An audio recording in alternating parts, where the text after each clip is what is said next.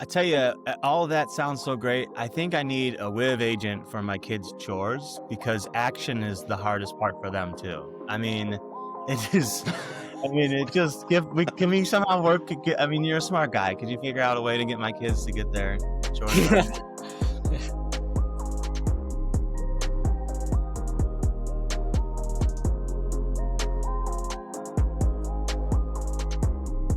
Welcome to the vodcast, presented by Vega Cloud.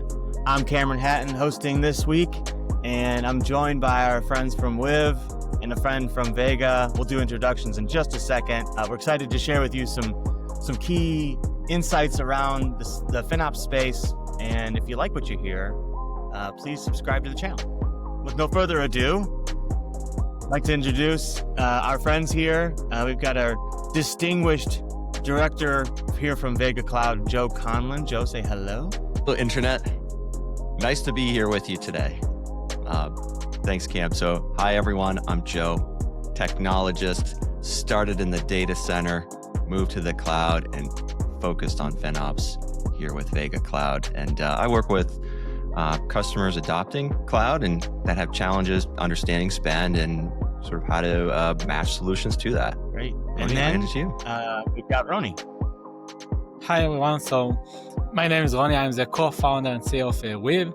I'm in the FinOps space in the last 7 years. Before Wiv, I was a co-founder and CEO of Pillars, is a cloud cost management platform acquired by Anodot, and today we help customers to automate their FinOps process with a no-code platform.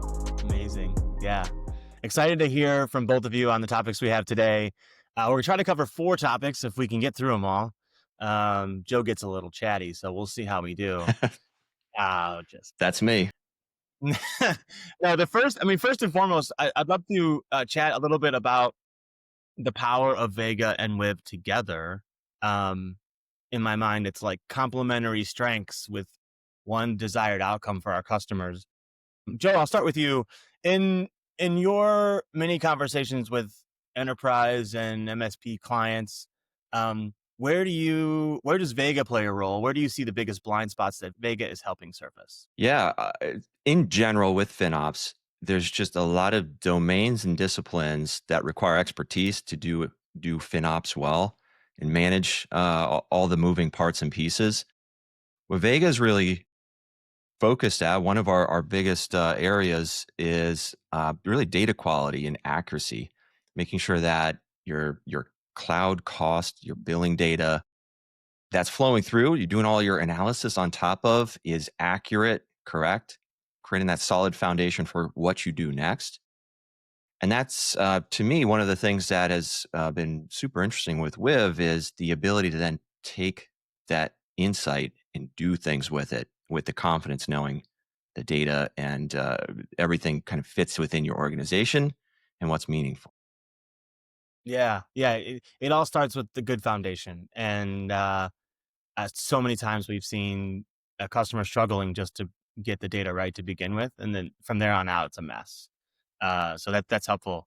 Roni, you, as it relates to where Wiv plays a role, you've said that Wiv is focused on rapid orchestration, I think is the term. Can you give us an example for our audience of where that orchestration takes an insight to action?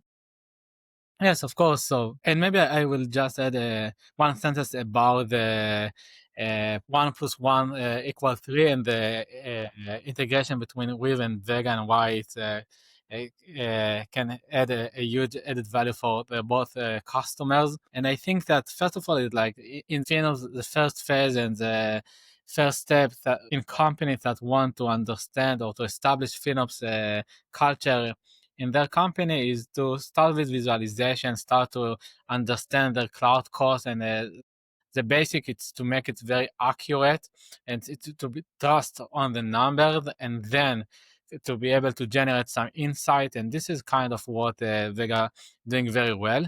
And then what we heard again and again from a customer at the time we was at Pillars or Anodot, that great visibility and recommendation is it's really great, but if we can help them to take the recommendation and to automate it. And this is also will answer the second question regarding the orchestration, and is like to be able to connect for any third party, focus on the cloud ops or the FinOps, and to take the insight from there, like the recommendation from Vega, and then to be able to automate the entire process. And I think the key is to understand that the cloud cost optimization is not one size fit all, and each company have different process, and sometimes even in one company between different department or project or environment, you want to implement different processing. So for example, if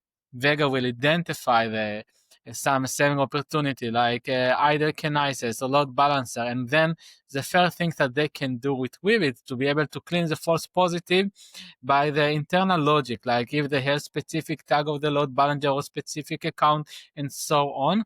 The second is to be able to connect to another third party to do the owner mapping. So for each saving opportunity is not in very general, like, okay, you have $1 million of potential saving, and now who should take care about it?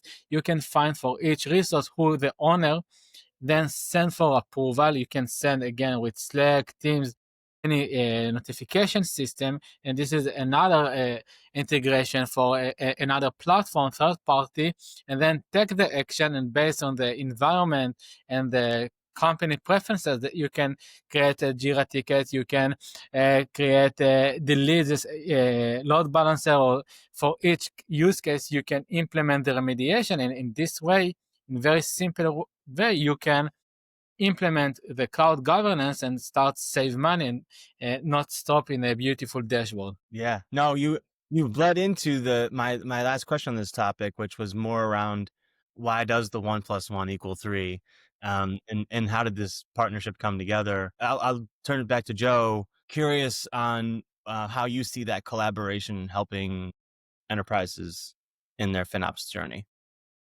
Yeah, it's just like Roni had mentioned there. It's that integration, being able to be flexible with all these different aspects of FinOps, so that you can sort of leverage the right tool for the job. And it comes down to these integration points. So, do you have access to data through an API? How much data do you have access to, so that you can then do things with that? So, first, having good data is great. Also, making that available to then be processed by other solutions like Wiv that allow you to do a lot of smart and really just powerful things with it. Super important. But it all comes back to this complementary sort of way of operating together. So, I mean, pretty much every SaaS platform is going to have some integrations to some extent, but I think it's just going to keep coming back down to how much of that data that is trustworthy can you expose via an API to then tie in and do other smart things with. And then, not to say the buzzword, but that's what AI is looking for. You need data to make intelligent decisions. You need good data to do that. So I don't know if that was your question, but the complementary aspect. You nailed it. Nailed it. You took We're gonna get to AI chatty here in a time. minute. No, that was fantastic. I'm super excited to see these outcomes come forward. It's kind of this connection is the missing loop for, I think, a lot of folks out in, operating at scale and in FinOps. Speaking of that, operating at scale, operationalizing it is another element, and that's just all about execution. Tony, back to you. You've been championing this idea of recommendation to execution in under 30 minutes, which is music to our ears. From a cultural perspective, what do you think needs to happen or exist in an organization to make that a reality? Yeah, so first of all, I think maybe from the culture perspective, the first and the most important is the collaboration with the R&D, because if the FinOps team will thought like they know the best what the R&D team need to do, and without any collaboration, probably it will not success. The second, I think it's very important, at least from my experience, is that the management will be involved. Okay, because once the management is involved, have the prioritize to engage the R&D to take action, because otherwise, even if you will reduce the friction, and this is what we are trying to do all the time, to reduce the friction from engineering to take action, okay, they don't have any appetite to do it. And once the management is involved and they can define some KPI and at least to say or to emphasize who save money, I think it's super important. So the first is the collaboration between the team. The second is the management involvement, and I think from the technical perspective is to be able to reduce the friction. To reduce the friction is means that to clean false positive, because once you have so much recommendation, I remember that at the time at Pillars, we showed to the customers, you can save $6 million, but you just need to review 33,000 of recommendation. It's impossible to even to review it. Okay, I don't talk about it to implement it, but and a lot of them is false positive, like 25%, because any business have some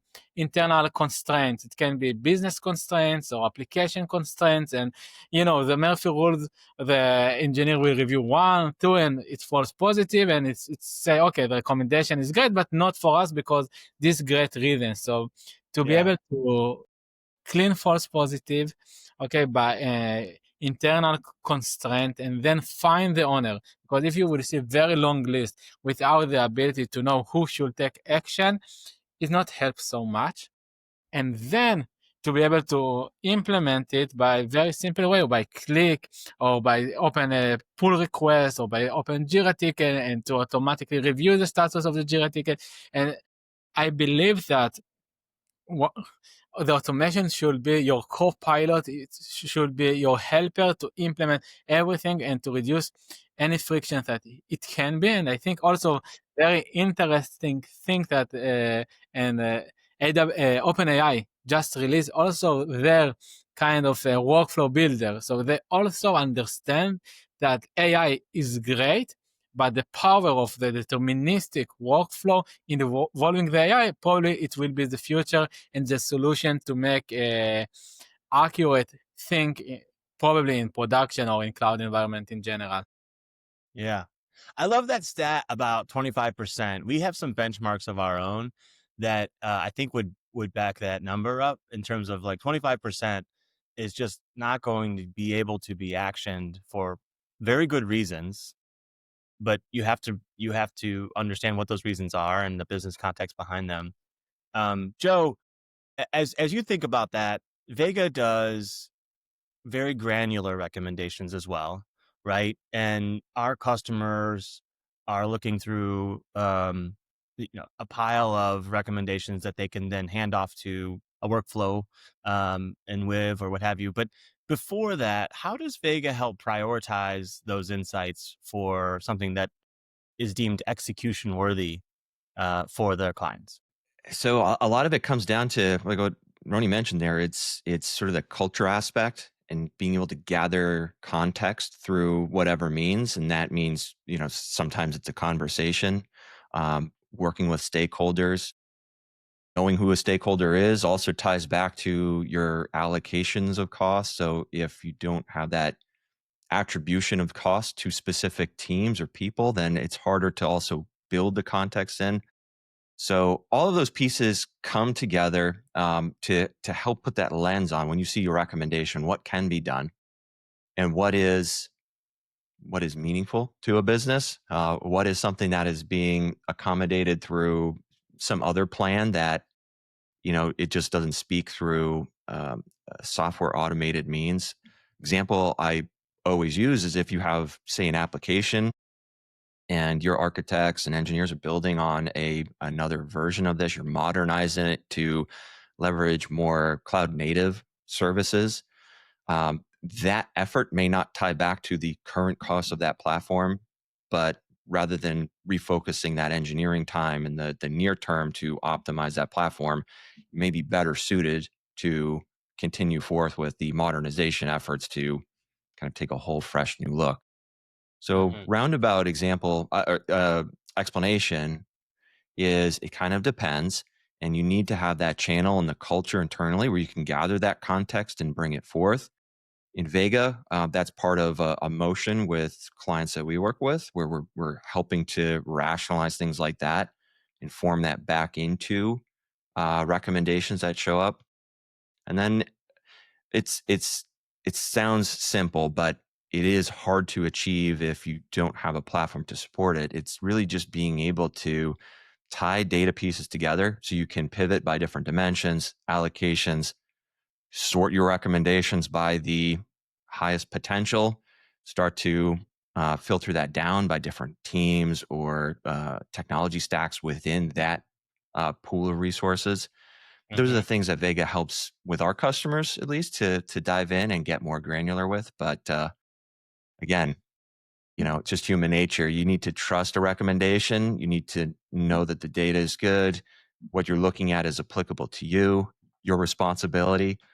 And then how do you action it? Are you gathering all the right pieces? Yeah. Hey, you were right. I am No. chatty, aren't I? No. It's too much, Let too me much go. ins- Let me cook. too many insights in that brain. We need all of them. No, that's it. It is. It is.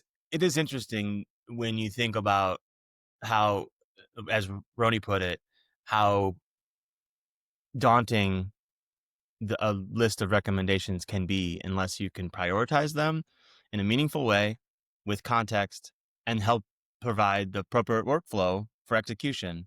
So back to you, Roni, while we wrap up this subject. When you think about that in an operational world, as you see this work for customers, what does a good handoff look like from recommendation to action?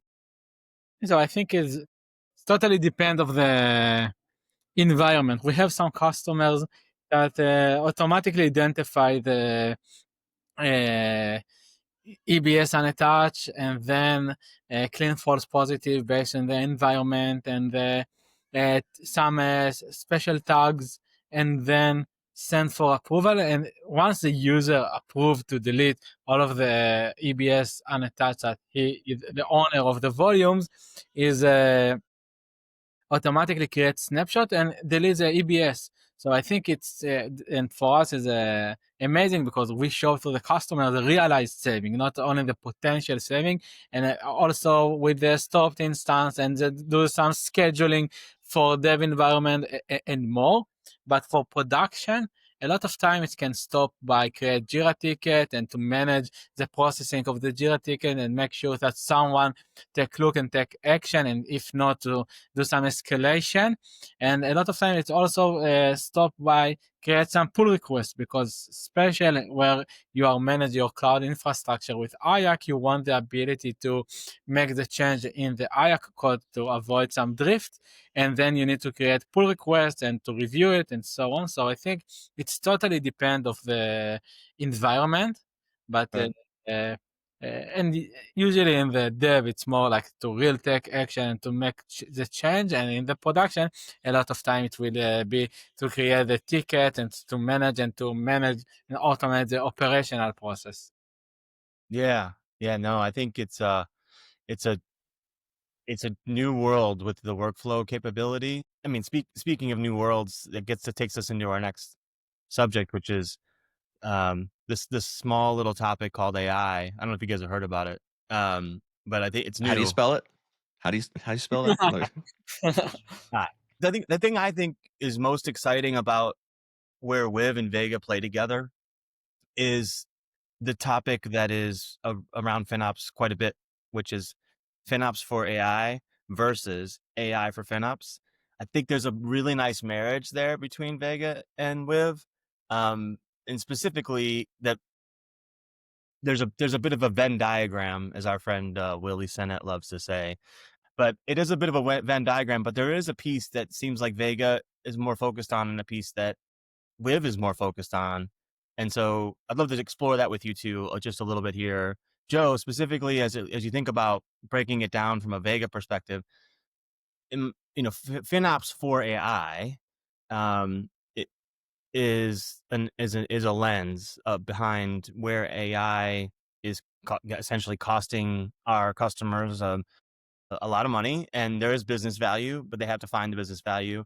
I'm curious from your lens, what does FinOps for AI actually look like today? Because it's going to change, but what does it look like today in terms of billing visibility and cost management and optimization? Yeah, the good news is that a lot of the FinOps framework and practices still apply when looking at your AI spend. So that muscle memory does apply. Your AI costs will flow through on a bill, and there's a lot of different ways that can show up in your cloud bill, be it through marketplace, through different AI providers. You can have direct agreements. You can also be running your own infrastructure to support training or inference. And there's all these different lenses, to use that term, that you can put towards your cloud costs and still apply the FinOps practices, rates times usage, and other just forecasting, anomaly detection, managing, and starting to build your KPIs specific to either products that are applicable to your business or lines of business that you're looking at, or even just applications in general, part of those business efforts. So Hmm. tools like Vega that give you that granularity and are able to tie the pieces on your build together will help to surface those insights. And today we have customers that are building out even custom KPI dashboards, going down in the unit economics path, seeing Hmm. what the impact looks like. The challenge then, um, maybe to pontificate a tiny bit, is with this evolving space, trying to track tokens, and as teams are trying to innovate and sort of unlock the business value of these AI projects, um, there isn't necessarily a consistent or a consistent billing model that you can expect at all times. So it is a little bit like surfing a wave. So I hear, I'm not a surfer, but trying to stay ahead of the changing trends. So you still need these core principles of being able to see where spend is going, react quickly, know who to go to interact with it, and that's the FinOps for AI part of the Venn diagram, which Yeah. then leads to the other side of the challenges. Like, what do you do with this? You see something's run away. How do we stop the bleed? You know, it. I love the way you make it very simple in so much as like AI. It's a use case, just like so many cloud services are a use case, and you just have to apply the right principles to that use case to make sure you're managing it appropriately. And while it can be very costly used inappropriately, so can any cloud service for any use case. So breaking it down to it's just another use case that has to have business value. And then to your point about the powerful BI tool that is built into the Vega platform and how customers are using that to basically surface their own AI KPI dashboards, it's really cool. From there, then we get to flip it to the other side, which is AI for FinOps. And Roni, curious your perspective there, because I feel like that's a real sweet spot for Wiv. From an orchestration perspective, how do you see AI for FinOps? How have you built AI for FinOps, and how does it show up in Wiv's workflow activity? We believe that the ability to use AI to to make few very cool things. First of all, to build smart automation in a simple way, so you can describe what you want, and the AI know exactly all of the best practice of the FinOps space and what to check and how, and they have all of the knowledge base people of 10 years of experience, and even that the FinOps is kind of new. It was another name before FinOps, but the principle is the same principle, and maybe the change and a little bit.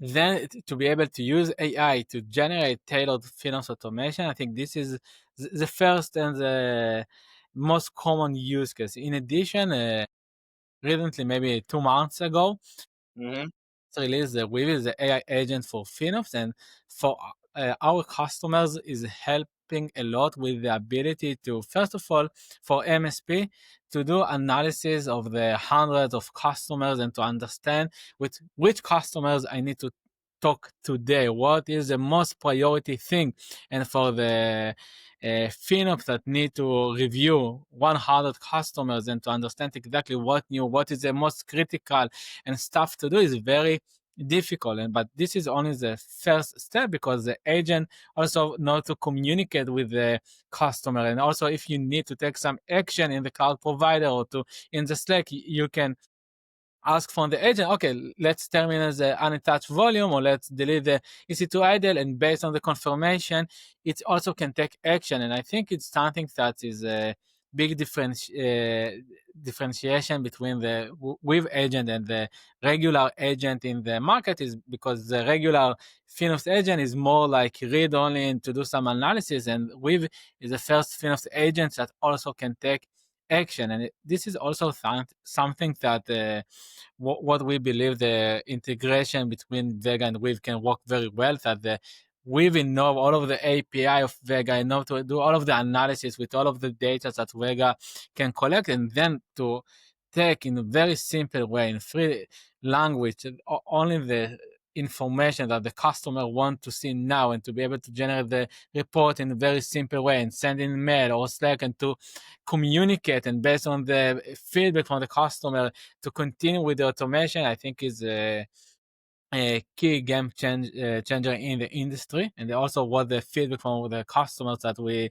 heard so far. So this is a part of the AI for FinOps is the ability to build automation, to use AI to do analyzing of the data, and to find opportunities that even if you didn't think about it before, it can give you some new idea. And maybe only one thing about the AI or how I feel it is that the AI have a great advantage that it can give you a lot of new idea, a lot of creative of new thing on the FinOps, but in the second hand, the disadvantage is that is not deterministic. Each time can generate a new result. And in the FinOps, sometimes because it's finance, because it's your cloud infrastructure, you want more accuracy, you want more stability data. So you need to find the exactly point that you say, okay, in this process, I want to do it deterministic and maybe only to involve the LLM power. And in this process, I want to make it full agent and to base full on AI. I tell you, all of that sounds so great. I think I need a Wiv agent for my kids' chores because action is the hardest part for them too. It is. I mean, it just can we somehow work? I mean, you're a smart guy. Could you figure out a way to get my kids to get their chores done? No, I mean, listen, that's the beauty. That's the power of the partnership. You know, that ability to make sense of the data and then do something with it, and leveraging the power of AI, which is coming at us so fast, and it's very exciting.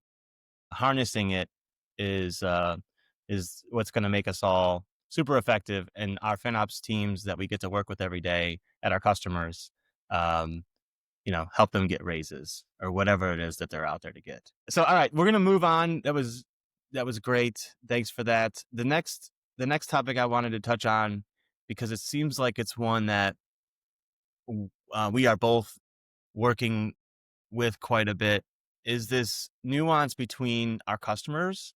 And when I think about our customers, I think about them in terms of I just break them up into enterprise organizations and MSPs or partners.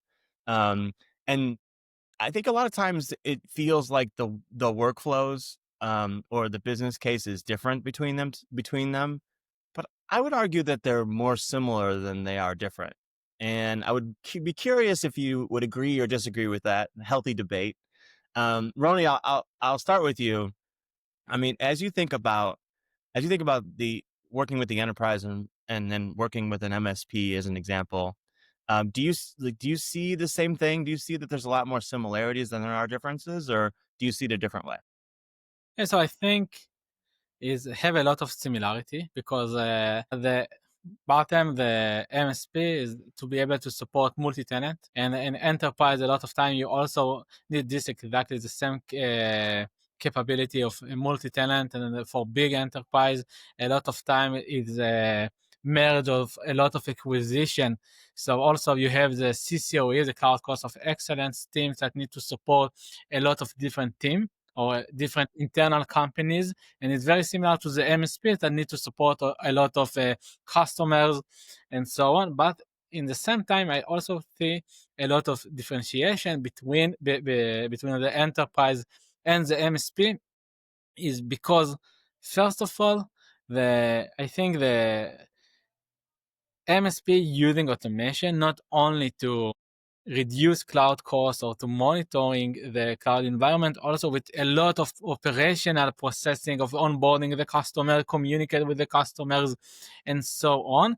And also, I think one of the big differentiation is that the MSP also using Weave to increase their margin, like to make the sales cycle shorter, to find some ace opportunity, and a lot of this kind of stuff. And usually the FinOps team is least focused on this kind of use cases.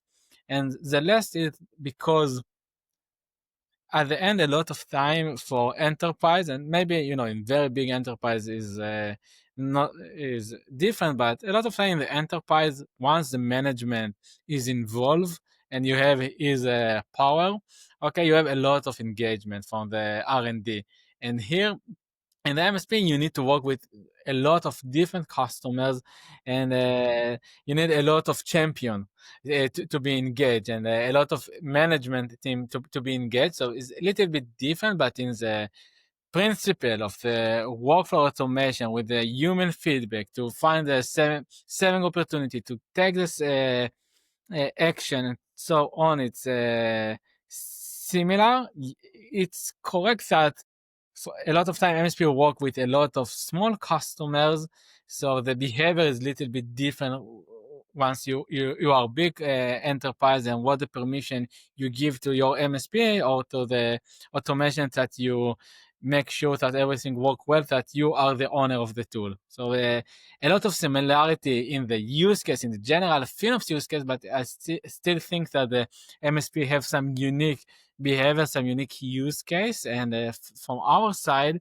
even that we are working with great big enterprise, we found that for MSP, using Weave is really critical task for them. They generate each day a lot of workflows that save them a lot of time, increase their margin, and also help them to give much better service for their customers.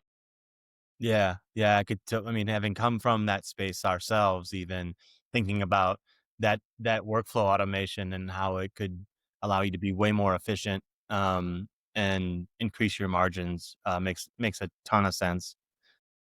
Joe, to you, same question, really. How do you see first the different, and how different are these two customers of ours, the enterprise and the MSP, or how similar? And then maybe just to piggyback on that, from a Vega lens, like how is it that Vega helps with that cost visibility in a multi-tenant world? Yeah, the word that jumps out, because it applies to really any organization concerned with FinOps, it's workflow. And I think it's more pronounced with an MSP or reseller, somebody who's providing sort of this capability to different teams, different customers. If you're an enterprise running, say you're in a conglomerate and you run different businesses and you're kind of offering this to these different teams, workflow is so important because you don't have necessarily enough hours in the day, and you're making trade-offs for some of that business context, like I was mentioning earlier. So what is workflow? Uh, One, do your customers as an MSP have a question on this number? Is my bill right? how does my invoice look like this? I need some more deep dive. And now you've opened a can of reconciliation worms, if that's a thing.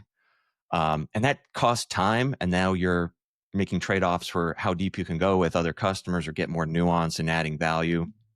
And that's similar, from an MSP to an enterprise where maybe instead of an external customer, it's an internal customer. It's one of those lines of business. So if your workflow isn't set up to allow you to do that context switching between the different points of view, then you're making some trade-offs. If you, as that MSP or even FinOps team in an enterprise, need to do extra work to answer the questions that your customers, again, internal or external, are asking you, you're making trade-offs.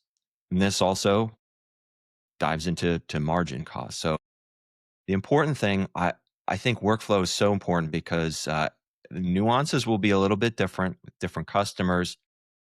As an MSP, maybe your workflow is part of your differentiation itself and how you like to engage with customers. And so you want that flexibility, but y- you need results too. So a lot of Mm. nice features or other things could be great, but if it's not helping you get the job done, support your workflow, you're kind of moving in a different direction. And maybe the final piece to this thought to answer your question on kind of where Vega fits in this, it's those workflows in a platform like Vega.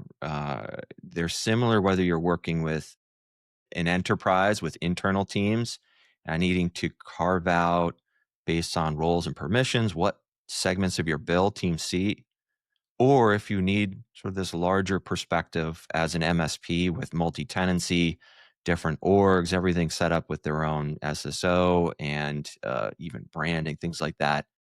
Being able to do all that seamlessly, still have your roll-up reporting, be able to look at your rates versus what's being re-rated for your customers in just an easy way. So when you get that call, why does my bill look like this? You could jump in quickly, see what that customer's seeing. It's if you've worked in the role, the pain of, the dashboard looks good, but now I got to jump to two different screens, and what could have been a 5-minute call turns into a 35-minute call, and multiply that by hundreds of customers, and you're chasing dashboards all day long for a living. So Yeah, yeah. I'm still surprised as to how few companies, platforms have solved the multi-tenant re-rating problem. Because to Roni's point, in the enterprise, that's a thing. Many of our customers re-rate their chargeback showback, to pay for the cost of the resources, or to pay for something else, or they treat shared services differently, or what have you. The the in a It's a little sad for the market, I think. It's good for us, because there's only a couple true enterprise grade platforms out there that are doing multi-tenancy and re-rating at scale. And Roni, I don't know if you've been in this market a long time. You're curious your thoughts on I think because this is very complicated. Like at the end, to be able to read the billing report and to create a beautiful dashboard is very simple stuff. And as you can see, you have 200 vendors that doing the BI and show you beautiful dashboard. But to be able to rebuild the AWS invoice, I think is super complicated. And the AWS don't make your life easy.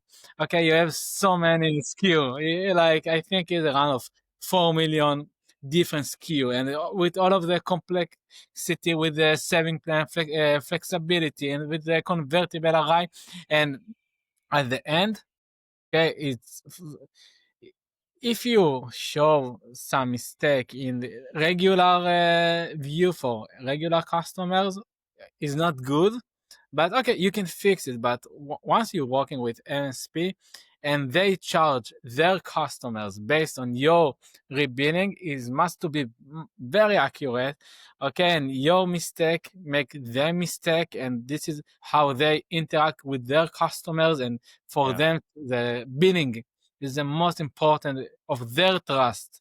of their customers. So this, I think, the reason why a lot of customer or a lot of vendor stay away from this task, but the who that have this engine to be able to rebuild it can be great for the MSP. It can be great for the EDP, private pricing, to verify that the discount you receive from the cloud provider is what you should receive. And I know that sometimes they made some mistake, okay, and you want to find at least if it's a mistake that you need to pay more. So this is the reason is because it's very complicated feature. Yeah. Yeah, the billing errors are a thing.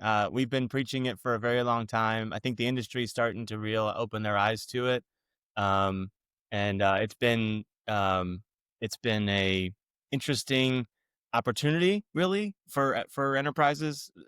We still get on calls every week and we ask the question, how do you make sure their bills are correct? And we get the eyes from the customer that are, wait, we're supposed to do that? We just trust that the bill is correct, and even in the FinOps Foundation book, I've got it listed somewhere around here. There's a whole section dedicated to, you need to spend time reconciling your bill. And so that's the kind of the blocking and tackling Joe was talking about earlier, related to making sure you have great data quality. And then with that great data quality, then working with great workflows and automation, like we get the chance to do when we work with Wiv. So that's listen, I've enjoyed so much the opportunity to hear you two and your insights on this crazy space we call FinOps, and then we get to play in every day. Thank you for spending the time Thank you. to share that with us and the world as they see this later. Roni, specifically, thank you for being a guest on our podcast. If people want to learn more about Wiv, where would you point them? So first, they can go to our website and wiv.ai, and then if they want to see a demo, they can book a demo or start free POC and just play with the platform. Oh, that's amazing. And for anyone interested in Vega and learning more about Vega, same, vegacloud.io. Happy to help you get your hands on the platform and learn more about it as well. If you liked what you heard here today, great. It's all because of Joe and Roni, and I was just in the way the whole time. And please like and subscribe the channel, and we'll be doing more of these in the coming weeks. Thank you very much. Thank Great. everyone.